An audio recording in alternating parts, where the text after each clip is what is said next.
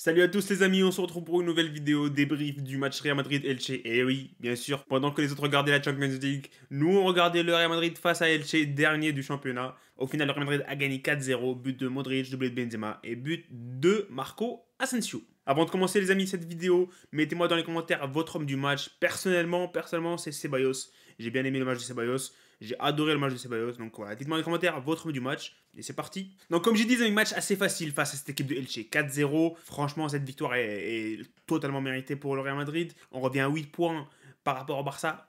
Pour moi, la Liga, elle est finie à 95%. Il y a ces petites lueurs d'espoir, les amis. Pourquoi pas des petits faux pas du Barça. Il y a le déplacement du Real Madrid au Camp Nou. Ça, pourquoi pas, on peut espérer une victoire. On revient à 5 points. Après, il faut espérer, bien sûr, des faux pas du Barça. Il y a le déplacement au Vallecano qui est compliqué. Il y a le déplacement aussi à Séville, il me semble, qui est compliqué. Mais franchement, les amis, si on reste logique et objectivement parlant, c'est fini. Mais voilà, pourquoi pas, on reste un peu optimiste et on va voir ce qui va se passer dans ces matchs qui restent à venir. La prestation a été bonne. Grosso modo, tous les joueurs ont été bons, à part un seul joueur, franchement, que j'ai pas trop aimé. Je vais plus en parler dans la section des tops et des flops. Mais sinon, ce match qui commence très très bien avec ce but de Marco Asensio sur un très très bon rush qui rentre entre les défenseurs. Franchement, très très beau but. Mais maintenant, il faut espérer qu'Asensio ne disparaisse pas, les amis, pour les 4 prochains matchs. Bien sûr, il marque un but, il disparaît pour 4 matchs. Donc on va espérer ça. Mais beau but d'Asensio. Après, bien sûr, il y a le but de Benzema qui obtient sur penalty, le 2-0. Mais le problème que j'ai aperçu, c'est qu'après la 35e minute, il y a un petit relâchement du Real Madrid. Il y a cette équipe d'Elche qui commence à avoir la balle, qui se crée quelques occasions, pas des occasions de fou. Et ce corner où il se retrouve tout seul, l'attaquant de Elche, il met la balle au-dessus. Et aussi cette action qui vient sur une perte de balle de Camavinga, qui aurait pu se finir aussi en but pour Elche. Franchement, ce relâchement, ces pertes de balles, j'ai pas envie de les voir face à Liverpool. Il y a aussi d'autres choses que j'ai pas envie de voir face à Liverpool, c'est le manque d'efficacité. Il y a 11 ou 12 tirs cadrés, on en marque que 4. Et c'est un pourcentage d'un 1 tir sur 3 qui rentre, ok, c'est pas mal, mais voilà, c'est contre Liverpool, il faut être efficace. Karim Benzema, il aurait pu finir avec un quintuplé aujourd'hui. Un quintuplé. Il a raté énormément d'occasions. Ok, il fait un bon match. Mais ça, c'est Karim Benzema. On attend une prestation de Benzema comme ça à chaque match. Mais pour moi, le truc que je souligne de ce match de Karim, c'est le manque d'efficacité. Il rate énormément. Il a raté énormément d'occasions aujourd'hui. Et il faut pas voir ça. Il faut pas voir ça face à Liverpool parce que tout simplement, on peut payer cash. On peut payer cash ce manque de réalisme. Et voilà, grosso modo, la première mi-temps, elle était pour regarder jusqu'à ce petit relâchement à la 35e minute. En deuxième mi-temps, il n'y a pas eu match. Il n'y a pas eu match en deuxième mi-temps. Il y a vraiment, il y a pas d'occasion du tout de cette équipe d'Elche. Il n'y a rien du tout. Voilà. Deuxième mi-temps, un sens unique, les amis. Des occasions pour le Real, Il y a ce but de Modric, le quatrième, mais des occasions du Real. La seule occasion d'Elche, elle vient à la 90e minute. Un tir hors cadre qui n'a pas mis en danger André Lunin. Mais franchement, le Real Madrid devait gagner ce match. Sur le papier, on a été meilleur. Sur le terrain, on a été largement meilleur. Et voilà, il faut gagner ce match et on l'a fait 4-0. Bravo. Et il faut continuer. Prochain match face à Osasuna. Déplacement compliqué. Attention à Osasuna, déplacement compliqué. Mais si Benzema est là, franchement, je ne vais pas me faire beaucoup de soucis sur ce match. Et après, il faudra se concentrer pour le match contre Liverpool. La saison se joue sur ce match. Avant d'attaquer les tops et les flops, j'ai envie de parler un peu de Carlo Ancelotti. Ok, tu gagnes 3-0 à la 65e minute, un truc comme ça. Ils sont où les remplaçants? Et si Benzema se blessait à la 67e minute, tu vas faire quoi après? Tu vas mettre Mariano face à Liverpool? Tu vas mettre Mariano face à l'Atlético? Tu vas mettre Mariano au Classico? Sors-le, Benzema. On s'en fout qu'il mette un triplé ou pas. Sors-le. À la 60e minute, il sort. Tu mets Mariano, on a envie de le voir. On va voir Mariano. Ok.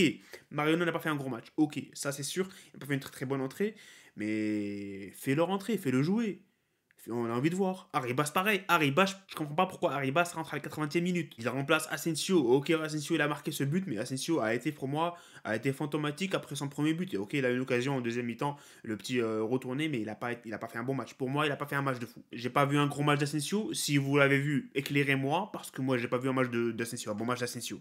Il doit sortir à la 60e minute, 70e, vas-y, parce qu'il ne joue pas assez souvent. Arribas doit rentrer dans ce match à la 70e minute, pas à la 80e. Je suis désolé, Ancelotti. Donc maintenant, les amis, on attaque les tops et les flops. Les flops, franchement, pour moi, il n'y en a qu'un seul, c'est Valverde. Valverde, il n'a pas fait un bon match. Il n'a pas fait un bon match du tout. Je sais pas pour vous, mais je ne l'ai pas trouvé bon. Les combinaisons, ça passe pas avec Benzema et les combinaisons, ça passe pas du tout. Pas mal de pertes de balles au milieu de terrain, donc voilà, c'est pas un match convaincant de Valverde. Il doit se réveiller parce que, comme j'ai dit, les échéances qui arrivent sont très importantes et on aura besoin de lui. Donc pour moi, c'est l'unique flop dans ce match Real Madrid-Elche. Les tops, j'en ai sélectionné 3. Ceballos qui a fait un match fantastique. Fantastique, les amis. Il a été énorme. Il a mis le costume, il a mis la tenue de Kroos aujourd'hui. Il a mis la tenue de Kroos. Transversale à droite, transversale à gauche. Des passes derrière le dos de défenseur qui sort, qui met Rodrigo face à face. Et franchement, quel régal. Quel régal, Ceballos, sur ce match face à Elche. Il va certainement contribuer à la qualification du Real Madrid face à Liverpool si on se qualifie. À tout moment, il peut te sortir une passe qui va sortir Benzema et te qualifier. Donc, Ceballos doit jouer sur ce match. Je vais pas dire titulaire, mais il doit faire partie des plans d'Ancelotti pour cette double confrontation. On verra ce qui va se passer, mais pour moi, c'est l'homme du match pour ce match contre Elche. Il a fait un gros match, un gros match. Défensivement, il a été très bon aussi. Il y a une récupération en deuxième mi-temps, les amis, avant qu'il sorte. Magnifico. Et surtout, le match, comme j'ai dit, il a mis la tenue de Kroos. Il nous a régalé ce soir. Deuxième top, je vais dire Kamavinga. Kamavinga, ok, la première mi-temps, franchement, sur les 20 premières minutes, il perd 2-3 ballons qui auraient pu être très dangereux pour le Real Madrid et pour les cages de Lunin, mais heureusement, ça se passe pas. Mais la deuxième mi-temps et la fin de la première mi-temps, un régal à voir. Technicité, en termes de contrôle du ballon, en termes de sang-froid, les amis, c'est un régal. Tout comme Ceballos. Il a été tout simplement au-dessus de tout le monde, Ceballos, techniquement parlant. Donc, Kamavinga aussi, un très bon match. Le dernier top pour moi, c'est Rodrigo. Ok, Rodrigo, il a raté énormément d'occasions. Il aurait pu marquer un triplé lui aussi. Mais quel régal à voir avec Benzema, les amis, le duo.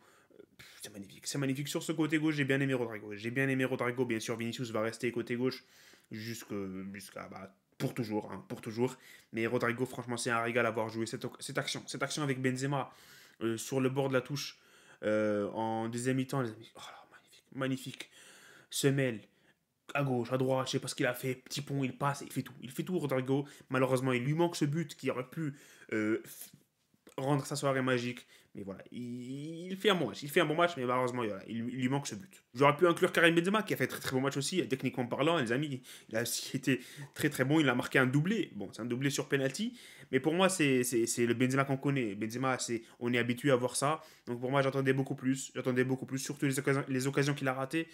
Il aurait pu mettre un quintuplé comme j'ai dit tout à l'heure, donc c'est pour ça que je ne le mets pas dans les tops, mais très bon match de Benzema aussi. Après le reste, ils ont fait un bon match. Lunin, on n'a pas trop vu parce qu'il n'y a pas eu d'occasion. Alaba, Militao, Nacho, Carvajal, franchement, les quatre solides défensivement.